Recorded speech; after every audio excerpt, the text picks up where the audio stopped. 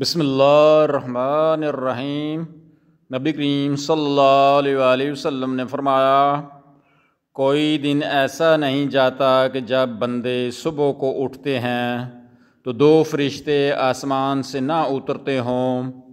ایک فرشتہ تو یہ کہتا ہے کہ اے اللہ، خرچ کرنے والے کو اس کا بدلہ دے، اور دوسرا کہتا ہے کہ اے اللہ، اور بخیل کے مال کو تلف کر دے۔